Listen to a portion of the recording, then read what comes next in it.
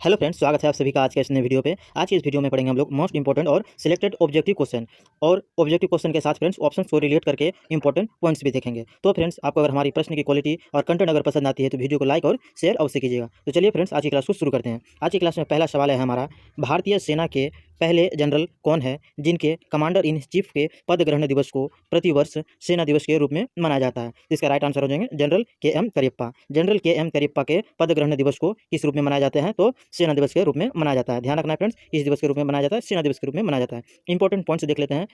थल सेना दिवस कब मनाया जाता है? तो राइट आंसर हो जाएंगे 15 जनवरी को। ध्यान रखना है फ्रेंड्स, थल सेना दिवस कब मनाया जाता है? 15 जनवरी को। और भारतीय वायु सेना दिवस कब मनाया जाता है? तो 8 अक्टूबर को मनाया जाता है। भारतीय वायु सेना दिवस कब मनाया जाता है? तो 8 अक्टूबर को मनाया जाता है। नेक्स्ट क्वेश्चन है हमारा, यदि किसी अर्थव्यवस्था में मुद्रास्फीति निरंतर बढ़ रही हो तो केंद्रीय बैंक क्या कर सकता है? यदि किसी अर्थव्यवस्था में मुद्रास्फीति निरंतर बढ़ रही है तो केंद्रीय बैंक क्या कर सकता है? इसके राइट आंसर हो जाएंगे ऑप्शन नंबर डी, रेपो दर में वृद्धि कर सकता है। क्या कर सकता है? रेपो दर में वृद्धि कर सकता है। ध्यान रखना, क्या कर सकते हैं? रेपो दर में वृद्धि कर सकता है यदि मुद्रास्फीति की दर निरंतर बढ़ रही है तो। नेक्स्ट क्वेश्चन है हमारा, वी डी सावरकर ने किस भारतीय पुरालेख और भारतीय पुरालेखीय शब्दावली प्रकाशित की थी?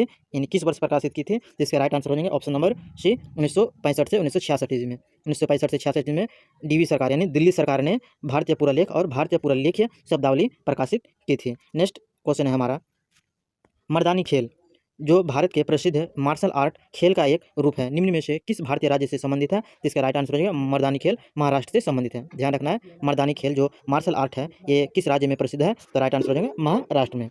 नेक्स्ट इंपॉर्टेंट पॉइंट्स देख लेते हैं फ्रेंड्स। महाराष्ट्र के इंपॉर्टेंट्स लोक नृत्य को देखते हैं। महाराष्ट्र के अन्य लोक नृत्य है लावनी, नकटा, ललिता, तमाशा और पोवाड़ा। किस राज्य का प्रसिद्ध लोक नृत्य है? तो राइट आंसर हो जाएगा लावनी, नकटा, ललिता, तमाशा और पोवाड़ा। नेक्स्ट इंपॉर्टेंट क्वेश्चन है हमारा, निम्नलिखित में से क्या मादाओं का प्राथमिक यौन अंग है? इसके राइट आंसर हो जाएंगे अंडाशय। अंडाशय जो है ये मादाओं का प्राथमिक यौन अंग है। इंपॉर्टेंट पॉइंट्स देख लेते हैं फ्रेंड्स। मादाओं में 3 प्रकार के हार्मोन पाए जाते हैं।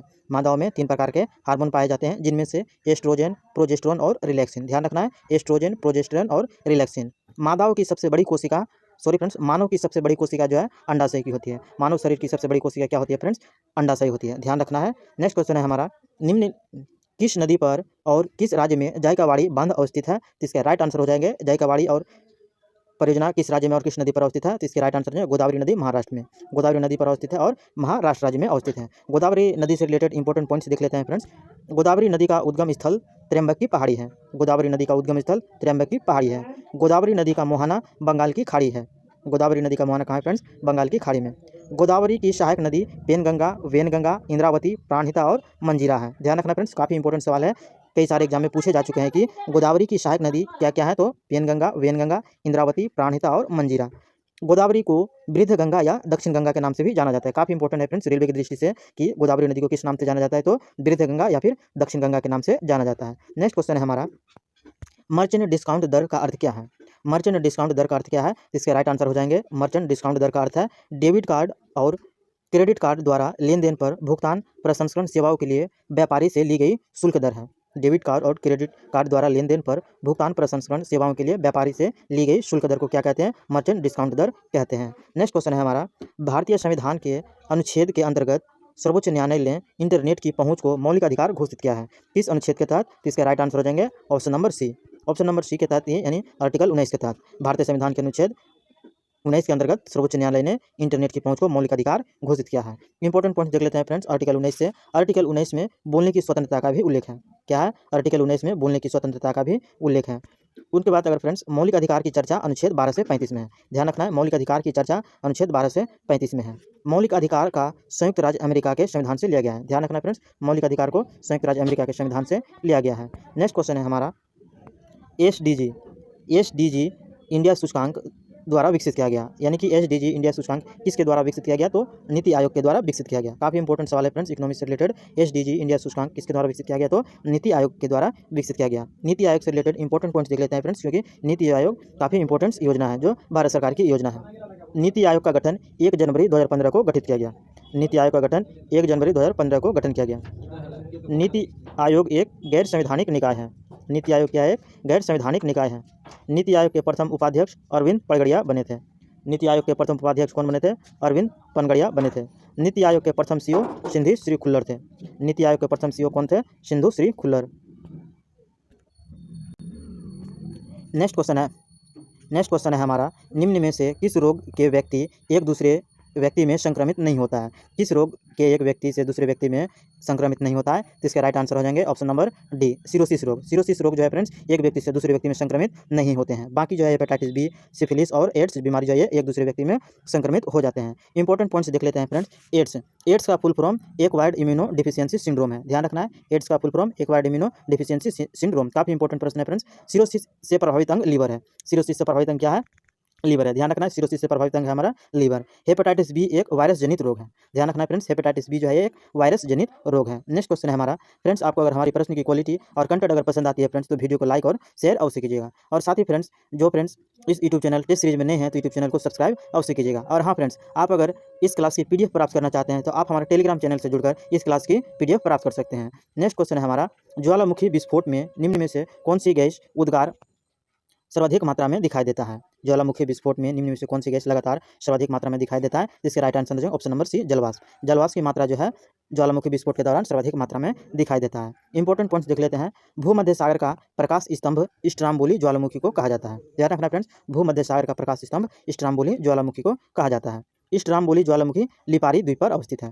स्ट्राम्बोली ज्वालामुखी इस द्वीप पर अवस्थित है तो लिपारी द्वीप पर अवस्थित है। भारत का एकमात्र सक्रिय ज्वालामुखी क्या है फ्रेंड्स? ये आपको हमें कमेंट बॉक्स पर बताना है। भारत की एकमात्र सक्रिय ज्वालामुखी क्या है फ्रेंड्स? काफी इंपॉर्टेंट सवाल है और काफी इजी भी है, इसे आप हमें कमेंट बॉक्स पर जरूर बताइएगा। नेक्स्ट इंपॉर्टेंट क्वेश्चन है हमारा फ्रेंड्स, उस एकमात्र धातु का नाम बताइए जो जीवाणुरोधी होते हैं। उस एकमात्र धातु का नाम बताइए जो जीवाणुरोधी होते हैं। इसके राइट आंसर हो जाएंगे ऑप्शन नंबर ए, ताम्र। ताम्र जो है ये अपने आप में जीवाणुरोधी होते हैं। इंपॉर्टेंट पॉइंट्स हमारा, जीवाणु से होने वाले रोग टिटनेस, प्लेग, टाइफाइड, निमोनिया, क्षय रोग, ये सब जो है ये जीवाणुजनित होने वाले रोग है। क्या क्या है friends? Tetanus, plague, typhoid, pneumonia, क्षय रोग, ये किससे होने वाले हैं? तो जीवाणु से होने वाले हैं। जीवाणु की खोज की अगर बात करें फ्रेंड्स तो जीवाणु की खोज इवानोविस्की ने की थी। जीवाणु की खोज किसने की थी? इवानोविस्की ने की थी, ध्यान रखना है। सिंधु घाटी सभ्यता के लोगों को सर्वप्रथम तांबे धातु का ज्ञान प्राप्त हुआ था, ध्यान रखना फ्रेंड्स। सिंधु घाटी सभ्यता के लोगों को तांबे धातु का ज्ञान प्राप्त हुआ था। नेक्स्ट इंपॉर्टेंट क्वेश्चन है हमारा, सोनपुर में आयोजित होता है। सोनपुर में क्या आयोजित होते हैं? यानी सोनपुर मेला कहाँ आयोजित होते हैं? इसका राइट आंसर हो जाएगा सोनपुर मेला बिहार में आयोजित होते हैं, ध्यान रखना है। सोनपुर मेला कहाँ आयोजित होते हैं फ्रेंड्स? तो बिहार में आयोजित होते हैं। इंपॉर्टेंट पॉइंट देख लेते हैं। सोनपुर मेला दुनिया का सबसे बड़ा पशु मेला है। क्या है फ्रेंड्स? सोनपुर मेला दुनिया का सबसे बड़ा पशु मेला है। प्राचीन समय का नालंदा विश्वविद्यालय बिहार में अवस्थित है, ध्यान रखना है फ्रेंड्स। प्राचीन समय का जो नालंदा विश्वविद्यालय काफी प्रसिद्ध था, ये किस राज्य में अवस्थित है? तो बिहार में ही अवस्थित है। नेक्स्ट क्वेश्चन है हमारा, किस नेता ने हमें CR सूत्र दिया? किस नेता ने हमें CR सूत्र दिया? इसके राइट आंसर हो जाएंगे फ्रेंड्स सी राजगोपालाचारी ने। सी राजगोपालाचारी ने हमें क्या दिया था? CR सूत्र दिया था। इससे रिलेटेड इंपॉर्टेंट पॉइंट्स देख लेते हैं फ्रेंड्स। इंपॉर्टेंट पॉइंट्स हमारा, प्रथम भारतीय गवर्नर जनरल सी राजगोपालाचारी बने थे। प्रथम भारतीय गवर्नर जनरल कौन बने थे? सी राजगोपालाचारी बने थे। भारतीय अशांति का जनक बाल गंगाधर तिलक को कहा जाता है। काफी इंपॉर्टेंट सवाल है फ्रेंड्स कि भारतीय अशांति का जनक किसे कहा जाता है? तो बाल गंगाधर तिलक को कहा जाता है। देश बंधु के नाम से चित्तरंजन दास को जाना जाता है, ध्यान रखना फ्रेंड्स। देश बंधु के नाम से किसे जाना जाता है? तो चित्तरंजन दास को जाना जाता है। नेक्स्ट क्वेश्चन है हमारा, सौर मंडल में ग्रहों के अनुक्रम में बुध और बृहस्पति के बीच कौन सा ग्रह आते हैं? इसके राइट आंसर हो जाएंगे ऑप्शन नंबर डी, शुक्र ग्रह। सौर मंडल में बुध और पृथ्वी के बीच कौन से ग्रह आते हैं? तो राइट आंसर हो जाएंगे कौन से ग्रह? शुक्र ग्रह। इससे से रिलेटेड इंपॉर्टेंट पॉइंट्स देख लेते हैं फ्रेंड्स। शुक्र ग्रह से रिलेटेड, शुक्र और अरुण का घूर्णन पूर्व से पश्चिम है, यानी कि फ्रेंड्स पृथ्वी जिस प्रकार पश्चिम से पूर्व घूमती है, ठीक इसके उल्टे अरुण और शुक्र दो ऐसे ग्रह हैं जिनका घूर्णन पृथ्वी की तुलना में उल्टे है, यानी कि पूर्व से पश्चिम में है।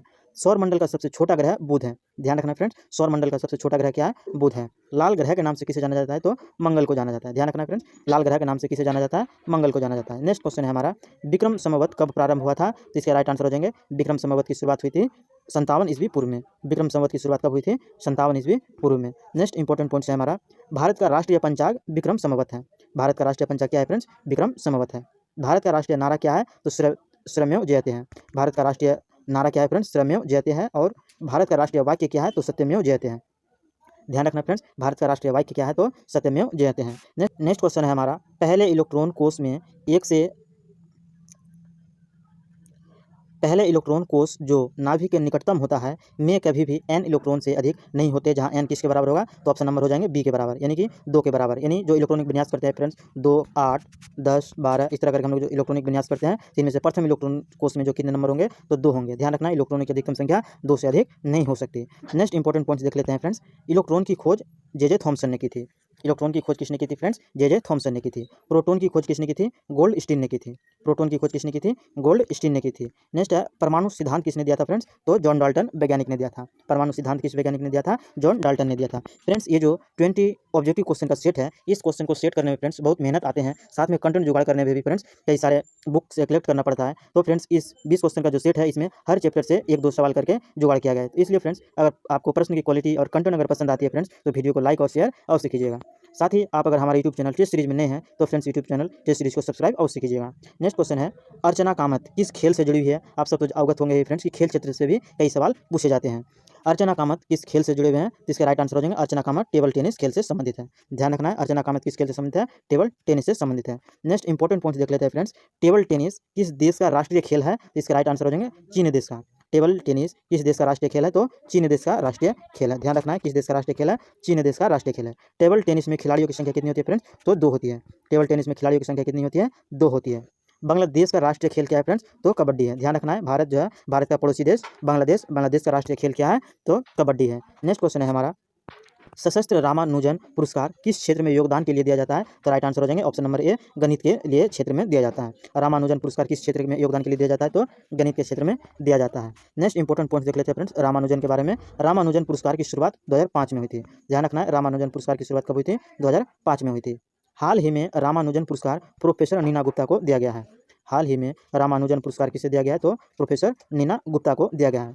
एबल पुरस्कार की अगर बात करें फ्रेंड्स, तो एबल पुरस्कार गणित के क्षेत्र में दिए जाते हैं। ध्यान रखना है, एबल पुरस्कार किस क्षेत्र में दिए जाते हैं? तो गणित के क्षेत्र में दिए जाते हैं। नेक्स्ट और आज की क्लास का आखिरी क्वेश्चन है फ्रेंड्स हमारा, निम्न में से कौन सी आहार नलिका है? इसका राइट आंसर हो जाएंगे आहार नलिका कौन सी है? तो ऑप्शन नंबर बी, ग्रास नली जो है आहार नली का एक हिस्सा है। ग्रास नली जो है आहार नली का एक हिस्सा है। नेक्स्ट इंपॉर्टेंट क्वेश्चन है, इंपॉर्टेंट पॉइंट है हमारा, ग्रसनी भोजन और वायु क्रमशः ग्रसिका और स्वर यंत्र में ले जाती है। ग्रसनी का कार्य क्या हो जाएंगे फ्रेंड्स? भोजन को ग्रसिका में ले जाते हैं और वायु को किस में ले जाते हैं? स्वर यंत्र में ले जाते हैं। ध्यान रखना है, भोजन को किस में ले जाते हैं? ग्रसिका में, और वायु को ले जाते हैं स्वर यंत्र में। ध्यान रखना है। तो फ्रेंड्स आज की इंपॉर्टेंट सेशन का सीरीज समाप्त हुआ, और फिर मिलते हैं इसी तरह के इंपॉर्टेंट सेशन के साथ नेक्स्ट वीडियो में। तब तक जाने से पहले फ्रेंड्स, आपको अगर हमारी प्रश्न की क्वालिटी और कंटेंट अगर पसंद आती है, तो वीडियो को लाइक और शेयर अवश्य कीजिएगा। साथ ही फ्रेंड्स, जो friends YouTube channel test series में नए हैं, तो यूट्यूब चैनल को सब्सक्राइब अवश्य कीजिएगा, और साथ ही बेल आइकन को भी दबा दीजिएगा, ताकि आपको हमारी क्लास की नोटिफिकेशन मिलते रहें। और आप अगर फ्रेंड्स आप हमारी इस क्लास की पीडीएफ प्राप्त करना चाहते हैं, तो आप हमारे टेलीग्राम चैनल से जुड़कर इस क्लास की पीडीएफ प्राप्त कर सकते हैं। अब फिर मिलते हैं फ्रेंड्स इसी तरह के इंपॉर्टेंट 20 ऑब्जेक्टिव क्वेश्चन के साथ नेक्स्ट वीडियो में।